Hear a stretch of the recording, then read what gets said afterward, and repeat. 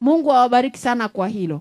Lakini tutajitahidi, pengine tutabadili utaratibu kidogo wa namna ya kuwapata wale watu ambao tunawajengea nyumba, ili jamii iwe imeshiriki. Maana sisi tunafanya mambo mengi ambayo huko kwenye jamii tunawaona watu, lakini wakati mwingine pengine kwa sababu hatuishi kwenye huo mtaa tunaweza kuwa hatujaona sawa sawa, lakini wale watu wenye mtaa husika wanaweza kuwa wameona sawa sawa kuliko sisi, kwamba nani anastahili zaidi kuliko mwingine. Kwa hiyo tutabadili utaratibu wa namna ya kuwapata hawa watu wanaojengewa nyumba, kwa sababu si kila nyumba ambayo tunajenga kwamba watu wanakuwa wameunguliwa kama hawa, hapana.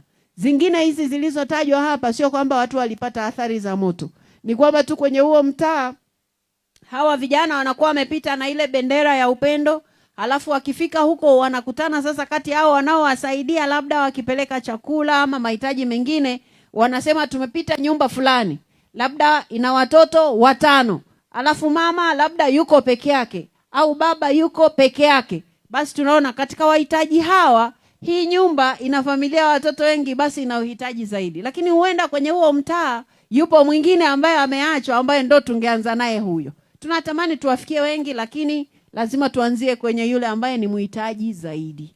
Kwa hivyo utaratibu wa sasa utakuwa kwamba mtaa wenyewe watu wanaamua nani tuanze naye. Kwa hiyo shughuli itakuwa sasa kwenye mtaa. Ikifika tu zamu ya kata fulani ambayo inafuata, basi kwenye hiyo kata tunakubaliana mtaa gani.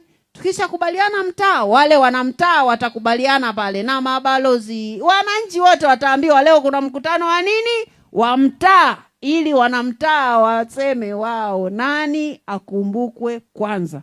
Alafu tukimaliza kiroho safi, si ndio jamani? Kwa sababu wote kwenye mtaa tunakuwa tumekubaliana.